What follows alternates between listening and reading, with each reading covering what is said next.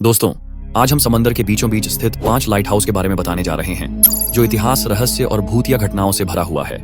ये वही जगह हैं जहां हजारों लोग डूबकर मर चुके हैं और उनका कब्रिस्तान आज भी इन लाइट हाउस के पास मौजूद है। कुछ लाइट हाउस इतने खतरनाक हैं कि उन्हें 4 बार दोबारा बनाया गया क्योंकि हर बार समंदर ने इन्हें निगल लिया, और कुछ ऐसे हैं जहां भूतिया घटनाएं आम बात मानी जाती हैं। लेकिन सबसे चौंकाने वाली बात यह है कि यहाँ काम करने वालों की सालाना सैलरी करीब 32 करोड़ रुपए बताई जाती है। पर क्या वाकई यहाँ काम करने वालों को 32 करोड़ रुपए दिए जाते हैं या ये सिर्फ एक झूठी अफवाह है?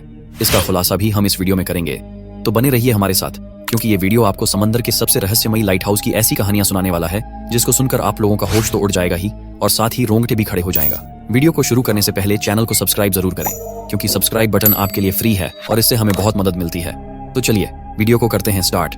नंबर 1, ला जुमेंट लाइट हाउस, फ्रांस। फ्रांस के ब्रिटनी तट से करीब 300 मीटर दूर खतरनाक चट्टानों पर बना ला जुमेंट लाइट हाउस सिर्फ एक लाइट हाउस नहीं बल्कि मौत का किला कहा जाता है। इसे बनाने का फैसला तब लिया गया जब इस इलाके में बार बार जहाज डूबने लगे।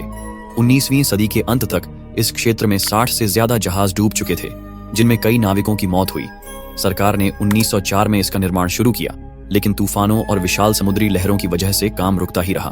पहला प्रयास 1904 अधूरा सपना जीन गिशार्ड नाम के इंजीनियर ने इस प्रोजेक्ट की नींव रखी, लेकिन खराब मौसम की वजह से इसे अधूरा छोड़ना पड़ा। अंततः 1911 में इस लाइट हाउस को पूरा किया गया और इसे मौत का किला नाम दिया गया, क्योंकि यहाँ काम करने वाले लोग अक्सर रहस्यमय परिस्थितियों में लापता हो जाते थे या मानसिक रूप से टूट जाते थे। यहाँ तैनात रखवालों को महीनों तक समुद्र के बीच पूरी तरह अकेले रहना पड़ता था। बार्ले गॉफ, सबसे रहस्यमयी रखवाला, इस लाइट हाउस का सबसे चर्चित रखवाला था। वह यहाँ 10 साल तक काम करता रहा, लेकिन 1990 में उसकी संदिग्ध हालात में मौत हो गई। कुछ लोगों का कहना था कि वह मानसिक तनाव का शिकार हो गया था और उसने खुद ही अपनी जान ले ली। कुछ का मानना था कि उसने समुद्र में कुछ ऐसा देखा जिससे वह पागल हो गया और उसने लाइट हाउस से छलांग लगा दी। उसकी मौत के बाद सरकार ने लाइट हाउस को पूरी तरह ऑटोमेटेड कर दिया और इसे डायरेक्ट सैटेलाइट से जोड़ दिया। सबसे डरावनी तस्वीर 1989 की घटना। 1989 में फोटोग्राफर जॉन गिशार्ड ने इस लाइट हाउस की एक ऐसी तस्वीर खींची जो इतिहास में दर्ज हो गई। थियोडोर मलगोर्न नाम का एक चौकीदार दरवाजे पर खड़ा था और ठीक उसी समय 40 मीटर ऊंची एक लहर पूरी ताकत से लाइट हाउस से टकराने वाली थी। उसे इस बात का अंदाजा तक नहीं था कि वह बस 1 सेकंड की दूरी पर मौत के मुंह में जाने वाला था। जैसे ही लहर टकराने वाली थी, उसने झट से दरवाजा बंद कर दिया और बाल बाल बच गया। यह तस्वीर इंटरनेट पर सबसे ज्यादा देखी जाने वाली समुद्री तस्वीरों में से एक बन गई। कुछ समय पहले इंटरनेट पर एक झूठी अफवाह फैली कि ला जुमेंट लाइट हाउस में काम करने वालों को सालाना 32 करोड़ लगभग मिलते हैं। यह पूरी तरह से झूठ है। असल में यह सिर्फ एक ऑनलाइन स्कैम है जिससे लोग फर्जी जॉब एप्लीकेशन भरकर पैसे लूटने की कोशिश करते हैं। सच्चाई यह है कि यहाँ काम करने वाले चौकीदारों को अधिकतम $80,000 से $1 लाख प्रति वर्ष मिलते थे। यह बहुत ज्यादा नहीं, बल्कि समुद्री लाइट हाउसों में काम करने की सामान्य सैलरी है। क्या कोई लाइट हाउस कर्मचारी को 32 करोड़ देगा? बिल्कुल नहीं। एक लाइट हाउस बनाने में भी इतना पैसा नहीं लगता, तो कोई अकेले चौकीदार को इतनी भारी रकम क्यों देगा? यह सिर्फ एक फर्जी स्कीम है जिसमें लोगों से फॉर्म भरवाने और प्रोसेसिंग फीस लेने का खेल चलता है। तो फिर सच्चाई क्या है? 1991 के बाद से इस लाइट हाउस को पूरी तरह ऑटोमेटेड कर दिया गया। अब इसे सैटेलाइट से कंट्रोल किया जाता है और यहाँ कोई भी स्थायी रूप से काम नहीं करता। आज यह एक ऐतिहासिक स्मारक बन चुका है जहाँ से हर साल हजारों जहाज गुजरते हैं। Number 2, Fastnet lighthouse, Ireland. Ireland के दक्षिण पश्चिमी छोर पर अटलांटिक महासागर के बीचों बीच स्थित फास्टनेट लाइट हाउस सिर्फ एक लाइट हाउस नहीं बल्कि इतिहास और रहस्य की प्रतीक है। इसे आयरलैंड का टीयर ड्रॉप भी कहा जाता है, क्योंकि यूरोप छोड़ने वाले प्रवासियों के लिए यह आखिरी किनारा था जिसे वे देख सकते थे। लेकिन इस लाइट हाउस का इतिहास उतना ही संघर्षमय और रहस्यमय है जितना कि इसके चारों ओर उठने वाली विशाल लहरें। 1854 में यहाँ पहला लाइट हाउस बनाया गया। यह एक लोहे की संरचना थी, लेकिन अटलांटिक की भीषण लहरों और तेज तूफानों के आगे यह ज्यादा समय तक टिक नहीं पाया। लहरें इतनी जबरदस्त थीं कि लोहे की दीवारें तक झुक गईं। 1997 में इसे दोबारा बनाने का निर्णय लिया गया। इस बार इंजीनियरों ने ग्रेनाइट के विशाल ब्लॉक्स का इस्तेमाल किया, जिन्हें समुद्र के रास्ते यहाँ तक लाया गया। यह लाइट हाउस बनने में 7 साल लगे और आखिरकार 1904 में यह पूरा हुआ। यह अब 28 मीटर 92 फीट ऊंचा है और इसे इस तरह डिजाइन किया गया कि यह किसी भी तूफान का सामना कर सके। शुरुआत में फास्टनेट लाइट हाउस को पूरी तरह से इंसानों द्वारा संचालित किया जाता था। यहाँ हर समय 3 से 4 लोग तैनात रहते थे, जिन्हें लाइट हाउस कीपर कहा जाता था। इनका मुख्य काम था हर रोज तेल से जलने वाली लाइट को बनाए रखना ताकि यह कभी बुझ न जाए, लेंस को साफ करना ताकि रोशनी दूर तक पहुंचे, तूफान के दौरान अंदर बंद रहना और इस बात का ध्यान रखना कि लाइट चालू रहे। यह एक बेहद कठिन और खतरनाक नौकरी थी, क्योंकि यहाँ रहना किसी कैद से कम नहीं था। महीनों तक इन्हें किनारे पर लौटने का मौका नहीं मिलता था।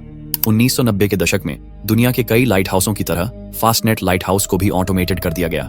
अब इसे कंप्यूटर और सैटेलाइट की मदद से नियंत्रित किया जाता है। इसमें 5 मिलियन कैंडल पावर की एलईडी फ्लैश लाइट लगी है जो हर 5 सेकंड में एक बार चमकती है और इसे 50 किलोमीटर दूर से भी देखा जा सकता है। अब यहाँ इंसानों की जरूरत नहीं रही।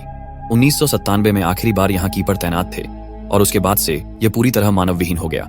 इतिहास में कई बार इस लाइट हाउस से रहस्यमयी संकेत आते रहे हैं।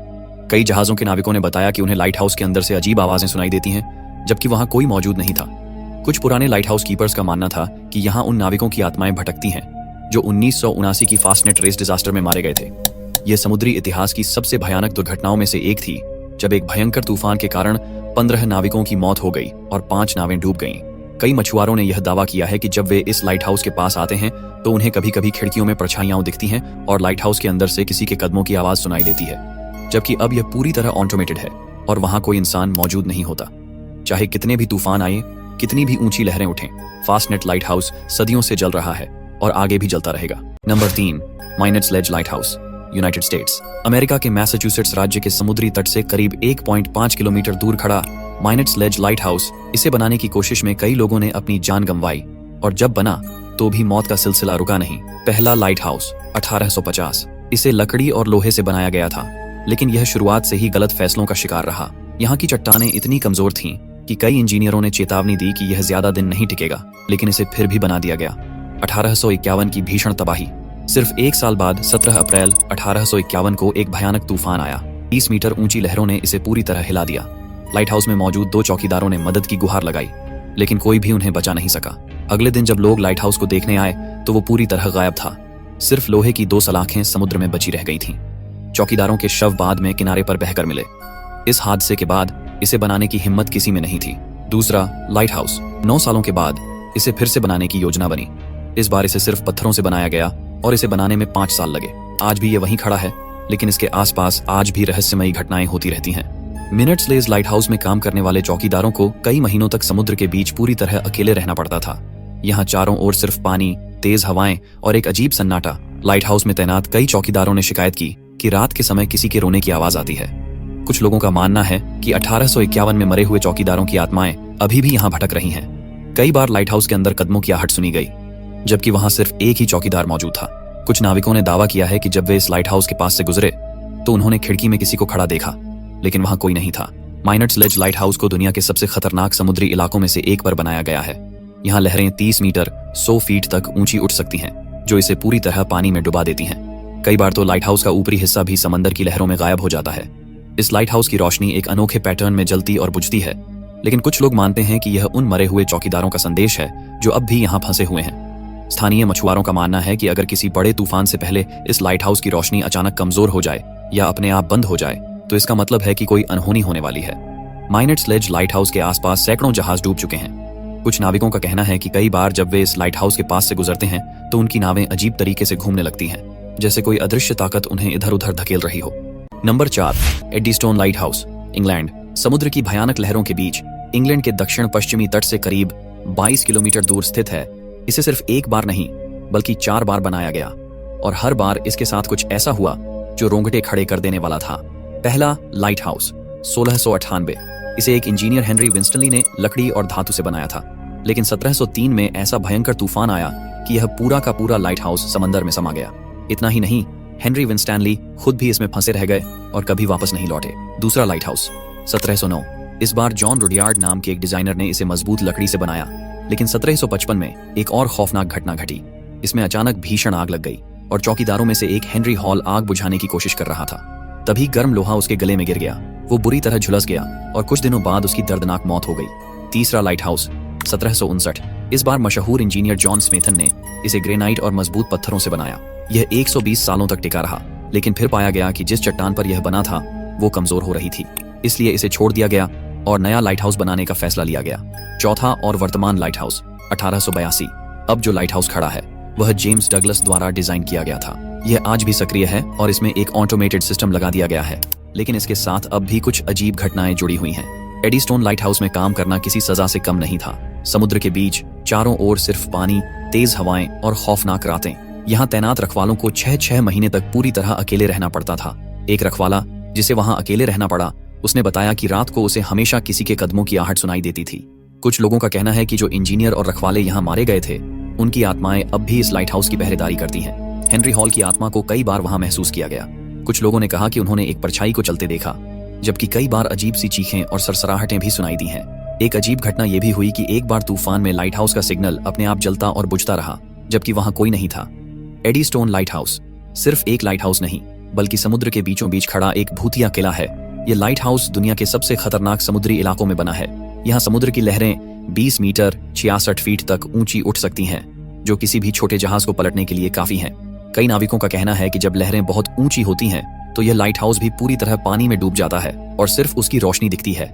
एडीस्टोन लाइट हाउस के आसपास की चट्टानों को लेकर कई कहानियां प्रचलित हैं। कुछ नाविकों का कहना है कि कुछ चट्टानें अचानक दिखती हैं और फिर गायब हो जाती हैं, जिससे कई जहाज टकराकर डूब चुके हैं। स्थानीय मछुआरों का मानना है कि अगर किसी जहाज के रास्ते में एडीस्टोन लाइट हाउस की रोशनी अचानक बुझ जाए, तो वह जहाज किसी बड़े तूफान का शिकार होने वाला होता है। ऑटोमेटेड सिस्टम लगने के बाद भी कुछ मछुआरों ने रात के समय खिड़की में किसी आदमी को खड़ा देखा है, लेकिन जब जांच की गई तो वहां कोई नहीं था। Number 5, Tourlitis lighthouse, Greece. Tourlitis lighthouse Greece के एंड्रोस द्वीप के चोरा बंदरगाह के प्रवेश द्वार पर स्थित है। यह दुनिया के सबसे अनोखे लाइट हाउसों में से एक है, क्योंकि यह किसी द्वीप पर नहीं, बल्कि समुद्र के बीच एक अकेली चट्टान पर खड़ा है। इसे देखने पर ऐसा लगता है जैसे यह कोई काल्पनिक चित्र हो, लेकिन यह वास्तव में मौजूद है। टूरलाइटिस लाइट हाउस का निर्माण 1887 में शुरू हुआ और 1 जनवरी 1897 को पहली बार इसे चालू किया गया। पहले इसे मैनुअल रूप से संचालित किया जाता था, यानी लाइट हाउस कीपर को यहाँ तैनात रहना पड़ता था। उन्हें हर रोज लाइट जलाने और इसे मेंटेन करने का काम करना पड़ता था, लेकिन यहाँ काम करना आसान नहीं था। चट्टान के ऊपर बने होने के कारण यह एक खतरनाक स्थान था। यहाँ तक पहुंचना सिर्फ नाव के जरिए ही संभव था, और जब समुद्र में तूफान आता था तो यहाँ तक पहुंचना नामुमकिन हो जाता था। कहा जाता है कि कई बार लाइट हाउस कीपर हफ्तों तक यहाँ फंसे रह जाते थे, क्योंकि समुद्र की लहरें इतनी ऊंची होती थीं कि किसी भी नाव का यहाँ पहुंचना असंभव हो जाता था। 1994 में ग्रीस के प्रसिद्ध व्यापारी गुलांद्रिस परिवार ने इसे पुनर्निर्मित करवाया। उन्होंने अपनी मृत बेटी की याद में इस लाइट हाउस को दोबारा बनाने के लिए धन दिया। इस बार इसे पहले से भी अधिक आधुनिक तरीके से बनाया गया। इसे 3D मॉडलिंग तकनीक की मदद से फिर से खड़ा किया गया, जिससे यह ग्रीस का सबसे आधुनिक लाइट हाउस बन गया। अब यह पूरी तरह ऑटोमेटेड हो चुका है। अब यहाँ कोई कर्मचारी नहीं रहता और यह अपने आप जलता और बुझता है। टूरलाइटिस लाइट हाउस की ऊंचाई 7 मीटर है और इसका फोकल प्लेन समुद्र तल से 36 मीटर ऊपर स्थित है। यह एकमात्र लाइट हाउस है जो समुद्र में एक चट्टान पर बना है, जिससे यह एक विशेष आकर्षण बनता है। यह पूरी तरह स्वचालित है और अब किसी लाइट हाउस कीपर की आवश्यकता नहीं है। टूरलाइटिस लाइट हाउस के साथ कोई झात-भूतिया घटनाएं दर्ज नहीं हैं, लेकिन इसकी स्थिति और इतिहास के कारण यह कल्पनाओं और कहानियों का विषय बन चुका है। कई लोगों का मानना है कि इस लाइट हाउस के पास एक अजीब ऊर्जा है, क्योंकि यह अकेले समुद्र में खड़ा है और यहाँ कभी-कभी रहस्यमयी रोशनी दिखाई देती है। कुछ नाविकों ने दावा किया है कि उन्होंने इस लाइट हाउस के आसपास अनजानी छायाएं देखी हैं, जबकि कुछ का कहना है कि उन्होंने समुद्र में अजीब आवाजें सुनी हैं। हालांकि इन दावों की कोई ठोस पुष्टि नहीं हुई है। धन्यवाद दोस्तों, आपने इस वीडियो को अंत तक देखा, इसके लिए दिल से शुक्रिया। अगर आपको यह वीडियो पसंद आया हो तो इसे अपने दोस्तों और परिवार के साथ शेयर जरूर करें। हम फिर मिलेंगे एक और शानदार वीडियो में। तब तक के लिए बाय और धन्यवाद।